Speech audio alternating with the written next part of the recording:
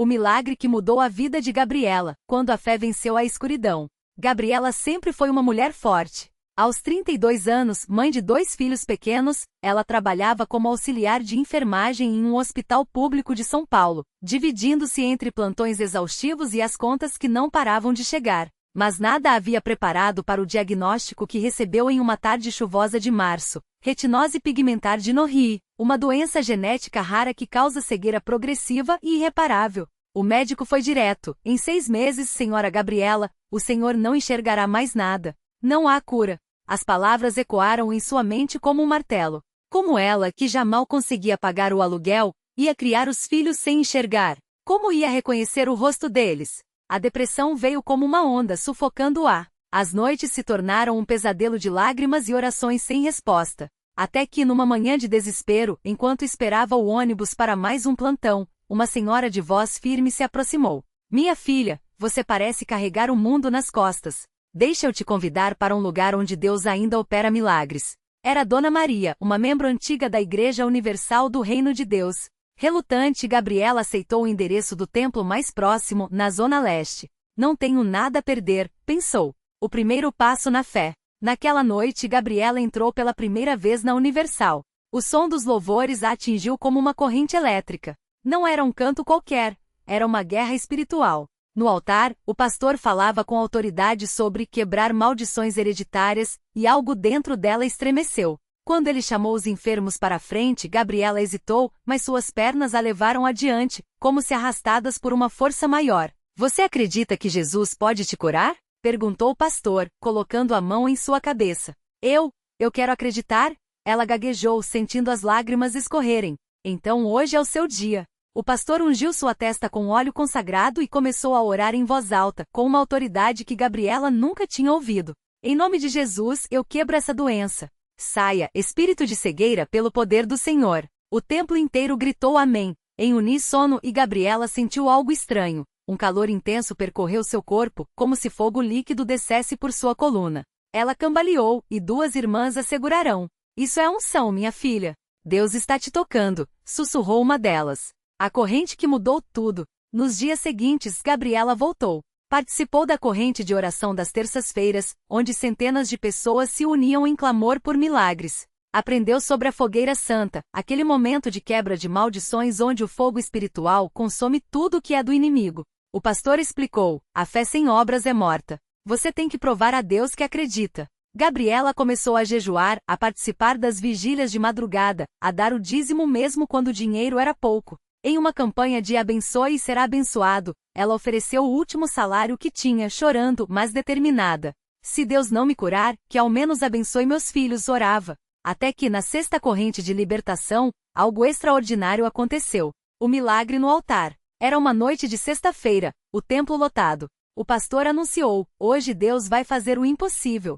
Gabriela, já com a visão quase nula, enxergava apenas vultos, foi chamada ao altar novamente. Desta vez, o pastor a fez segurar uma Bíblia aberta e ordenou: leia, em nome de Jesus. Pastor, eu não enxergo. Ela balbuciou, envergonhada. Leia. A voz do pastor ecoou, e o templo inteiro gritou com ele. Gabriela fechou os olhos, por hábito, já que não via quase nada, e tremendo, abriu-os novamente. De repente, como um flash, as letras da Bíblia piscaram diante dela. Primeiro borradas, depois nítidas. João 9h07, vai, lava-te no tanque de Siloé. Ela leu em voz alta e o templo explodiu em glórias.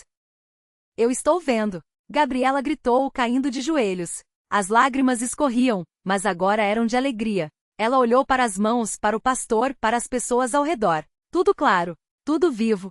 O médico que a acompanhava, um cético, não teve explicação. Os exames posteriores mostravam atividade retinal normal. Isso não tem lógica médica, admitiu. Mas Gabriela sabia, era o poder de Deus. A lição que ficou. Hoje Gabriela é uma das líderes do grupo de oração das mulheres em sua Universal. Sempre que testemunha, ela segura a mesma Bíblia que leu naquele dia e diz: Deus não olha para o tamanho do seu problema, mas para o tamanho da sua fé. Eu poderia ter desistido, poderia ter me entregado ao desespero, mas a Universal me ensinou uma coisa: a batalha do Senhor, e Ele nunca falha. O dízimo que eu achava que não tinha como pagar abriu as portas da minha bênção. As vigílias que eu achava que não aguentaria me deram força. E a corrente de oração que eu pensei que não adiantaria foi o canal do meu milagre. Ela olha para as pessoas nos bancos e repete o que o pastor lhe disse naquela primeira noite. Se você está aqui hoje com um problema que parece sem solução, saiba uma coisa: Deus ainda faz o que a medicina não pode. Mas você tem que dar o primeiro passo. Tem que crer, tem que lutar, porque a fé sem ação é como um carro sem gasolina, não vai a lugar nenhum. E então, com os olhos brilhando, aqueles mesmos olhos que os médicos disseram que jamais viriam novamente, Gabriela sorri e diz: eu sou a prova viva, na Igreja Universal milagres acontecem. O silêncio que se seguiu às palavras de Gabriela foi tão profundo que dava para ouvir o farfalhar das páginas das Bíblias sendo abertas. Alguém no fundo do templo soluçou baixo, como se aquela história tivesse tocado justamente na ferida que carregava em segredo. Ela reconheceu aquele choro, era o mesmo que já tinha ouvido em si mesma, nos dias em que a escuridão parecia eterna. Foi então que uma mulher se levantou, trêmula, apoiada no braço do marido. A voz dela saiu fraca, mas firme. Eu também preciso de um milagre. Meu filho tem 2 anos e os médicos dizem que ele nunca vai andar. Já fizemos tudo, já oramos em outros lugares. Mas hoje, ouvindo a irmã Gabriela, senti que não posso desistir. Gabriela não hesitou. Desceu os degraus do púlpito com a segurança de quem já tinha sido guiada por mãos invisíveis antes. Ao se aproximar da mulher, estendeu as mesmas mãos que um dia tremiam ao assinar documentos de alta hospitalar com o diagnóstico de cegueira irreversível. Agora, elas transmitiam uma paz que só quem já viu o impossível se tornar real poderia oferecer. Você veio ao lugar certo, disse Gabriela, colocando a palma sobre a testinha do menino, que observava tudo com olhos curiosos, apoiado em um andador ortopédico. Aqui a fé não é só palavra. Aqui, a gente vê. O pastor, que acompanhava tudo de perto, fez um gesto para os obreiros. Em instantes, a corrente de oração se formou. Mãos se uniram, vozes se elevaram em um só clamor. Não era um pedido tímido, era uma declaração de guerra contra o impossível. Gabriela fechou os olhos e lembrou da primeira vez que sentirá aquele calor no peito, como se algo dentro dela acordasse. Era o Espírito Santo. Ela reconhecia sua presença como reconhecia o próprio batimento cardíaco. Em nome de Jesus, eu determino que esses ossos se fortaleçam, que esses músculos obedeçam, que esse menino ande, corre e pule para a glória de Deus. A voz do pastor ecoou pelo templo, e Gabriela repetiu cada palavra como se fosse uma ordem direta dos céus. De repente o menino mexeu a perninha direita, um tremor quase imperceptível, mas que fez a mãe soltar um grito abafado. Então, como se uma corrente elétrica tivesse percorrido seu corpinho, ele empurrou o andador para frente com uma força que não tinha antes. 1 passo, 2 passos, 3. O templo explodiu em louvor.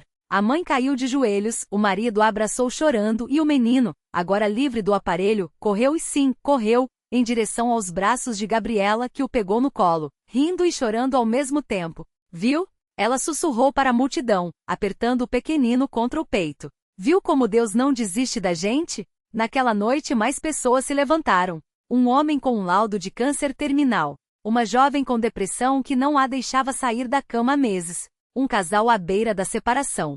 Cada um com sua batalha, cada um com sua última esperança. E Gabriela, com os olhos ainda úmidos, olhava para eles e via o próprio reflexo de meses atrás, quando também era só mais uma alma quebrada buscando um milagre. Não sai daqui hoje sem levar sua bênção, disse o pastor, erguendo as mãos. Porque Deus não faz acepção de pessoas. Se ele fez por Gabriela, se ele acabou de fazer por este menino, ele fará por você. E enquanto os louvores subiam ao céu, Gabriela sentiu algo se mover dentro dela novamente.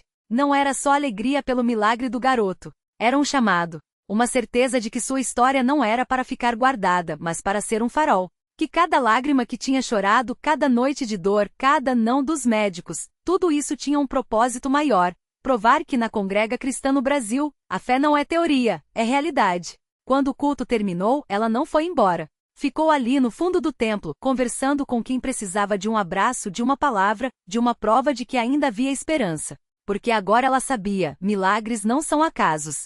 São respostas. E Deus estava apenas esperando que alguém tivesse coragem de pedir. Gabriela não imaginava que aquela noite mudaria não só a vida dela, mas a de tantas pessoas que ainda nem conhecia. Enquanto ela compartilhava seu testemunho com uma irmã que chorava ao seu lado, uma jovem chamada Mariana, que havia chegado ao templo arrasada após receber um diagnóstico de câncer em estágio avançado, se aproximou. Os olhos dela brilhavam com uma mistura de medo e esperança. Irmã, eu ouvi o que você falou, disse Mariana, segurando com força um lenço umedecido pelas lágrimas. Os médicos disseram que não tem mais jeito.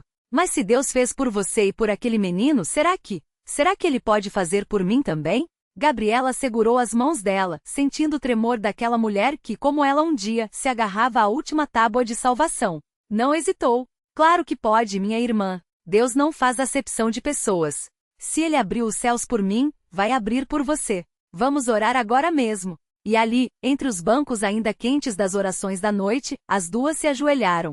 Gabriela orou com uma fé que não vinha mais da dúvida, mas da certeza. Não era uma súplica desesperada, era uma declaração: Senhor, a senhora já está curada. A vitória já é dela. Que o teu poder se manifeste agora como manifestaste em mim. Os dias seguintes foram de uma expectativa que só quem já viu Deus agir conhece. Mariana voltou ao hospital para novos exames, mas dessa vez não foi sozinha. Gabriela e outras irmãs da congregação foram com ela, levando não só apoio mas uma fé contagiante. Quando o médico entrou na sala com o resultado, seu rosto não escondia a surpresa. Não entendo, disse ele balançando a cabeça enquanto olhava as imagens. Os tumores sumiram. Não há mais nenhum sinal da doença. Mariana caiu de joelhos ali mesmo no consultório, enquanto as irmãs louvaram a Deus em voz alta. O médico, embora não fosse crente, não pôde negar o que via. Isso não tem explicação médica. Só pode ser um milagre. A notícia se espalhou rápido. Primeiro na congregação, depois na cidade. Pessoas que antes passavam em frente ao templo sem nem olhar, agora paravam para perguntar: é verdade que ali acontecem milagres? E a resposta sempre vinha acompanhada de um convite: venha e veja. Gabriela, que antes se escondia por vergonha das marcas que a doença deixará em seu corpo, agora falava sem medo. Nas reuniões de jovens, nas visitas aos doentes, até nas ruas, ela compartilhava como Deus a tinha reconstruído não só por fora, mas por dentro. Sua voz não tremia mais. Sua fé não vacilava. Eu já fui uma pessoa que achava que Deus tinha me esquecido, ela dizia, olhando nos olhos de quem a ouvia. Mas Ele nunca esquece. Às vezes, Ele só está esperando a gente parar de olhar para o problema e começar a olhar para Ele. E assim, o que começou como uma história de dor se tornou um rio de bênçãos. O menino que foi curado naquela noite cresceu saudável, Mariana se tornou uma serva fiel na igreja e Gabriela descobriu que sua maior cura não tinha sido do corpo, mas da alma. Porque agora ela vivia não mais para si, mas para provar a um mundo cético que na Congrega Cristã no Brasil, Deus ainda fala, ainda cura, ainda salva. E o melhor de tudo, essa história não acabou. Todos os dias em algum templo, em alguma vida, o mesmo Deus que mudou o destino de Gabriela continua escrevendo novos capítulos, porque milagres não são coisas do passado. São a assinatura de um Deus que nunca muda. Anos depois daquele dia que mudou tudo, Gabriela voltou ao mesmo templo onde tudo começou. Desta vez, não era mais a jovem desesperada que entrava arrastando os pés, com o peso do mundo nas costas. Agora, ela caminhava com firmeza, os olhos brilhando de uma paz que só quem já foi tocado por Deus conhece. Ao seu lado, o menino que fora curado, agora um adolescente forte e cheio de vida, carregava uma Bíblia com as mãos que um dia tremiam de febre. Era uma noite de culto especial, e o templo estava lotado. Muitos ali nem sabiam da história de Gabriela, mas sentiram algo diferente quando ela subiu ao púlpito. Não era uma pregadora, não tinha título, mas tinha algo mais poderoso, um testemunho vivo. Com voz firme mas emocionada, ela começou a contar como Deus a havia tirado do fundo do poço. Eu vim aqui anos atrás achando que minha vida tinha acabado, disse ela, olhando para o mesmo banco onde havia chorado tanto. Mas Deus me mostrou que quando a gente pensa que é o fim, na verdade é só o começo dele. O silêncio no templo era tão profundo que dava para ouvir o vento batendo nas janelas.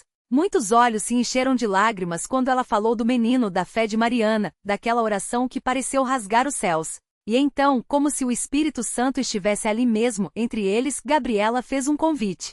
Se tem alguém aqui hoje que acha que Deus esqueceu de você, que a dor é grande demais, que a situação não tem jeito, eu estou aqui para dizer, mentira do inimigo.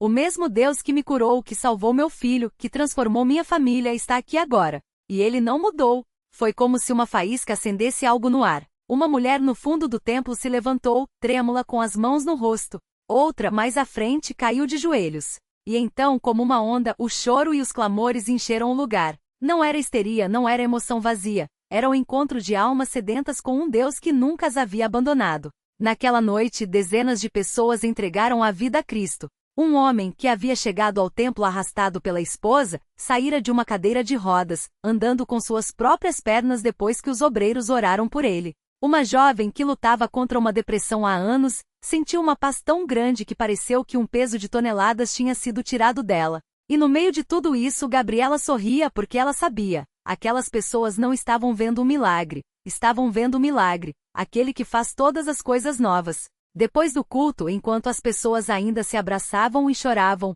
uma senhora de cabelos brancos se aproximou de Gabriela. Seus olhos estavam cheios de lágrimas, e ela segurou as mãos da jovem com força. Minha filha, eu estava aqui naquela noite, anos atrás, confessou ela com a voz embargada. Eu vi quando você chegou desesperada e vi quando saiu curada. Mas na época eu não acreditei de verdade. Achava que era sorte, coincidência. Hoje Deus me mostrou que eu estava errada. E agora eu quero o que você tem. Gabriela abraçou aquela mulher como se fosse sua própria mãe, porque ela entendia. Sabia que a fé não nasce de uma hora para outra, às vezes, é uma semente plantada que demora a brotar, mas quando brota, ninguém segura. Anos se passaram, e a história de Gabriela se multiplicou. O menino que foi curado se tornou um jovem obreiro, servindo na mesma igreja que o viu nascer de novo. Mariana, que nunca desistiu de orar, hoje lidera um grupo de senhoras que intercedem pelos enfermos. E Gabriela? Ela continua indo de templo em templo, contando como Deus a resgatou não para ser admirada, mas para que outros saibam, se Ele fez por ela, pode fazer por qualquer um. Porque essa é a beleza da Congrega Cristã no Brasil. Não são histórias isoladas, são vidas transformadas que se tornam faróis. E todo farol existe para uma coisa, guiar quem ainda está no escuro para a luz. E a luz, meu amigo, nunca se apaga. No mesmo ano em que Gabriela começou a compartilhar seu testemunho, uma família chegou à Congrega Cristã no Brasil arrasada pela dor. Era o casal Miguel e Ana, com sua filha de 7 anos, Sofia, que há meses lutava contra uma doença rara que os médicos não conseguiam diagnosticar com precisão. Os exames mostravam algo grave, mas ninguém tinha respostas. A menina emagrecia a cada dia, as forças a abandonavam, e os pais já não sabiam mais a quem recorrer. Até que em um domingo, uma irmã da igreja os convidou para um culto. Miguel, que nunca tinha pisado em uma igreja, relutou. Já tentamos de tudo, Ana. O que mais podemos fazer? Mas ela, com lágrimas nos olhos, seguiu o coração. Se não der certo, pelo menos tentamos. E foram. Assim que entraram no templo, Sofia, que mal conseguia andar, olhou para o altar e sussurrou: Mãe, aqui tem paz. Aquela frase simples tocou Ana como um raio. Durante o culto, enquanto os irmãos oravam, a menina, que há semanas não conseguia se alimentar direito, pediu água. Bebe um copo inteiro. Depois, outro. E pela primeira vez em meses, sorriu. Naquela noite, Miguel e Ana não dormiram. Oraram até o amanhecer, com Sofia entre eles, agora mais calma. No dia seguinte, levaram a filha de volta ao hospital para novos exames.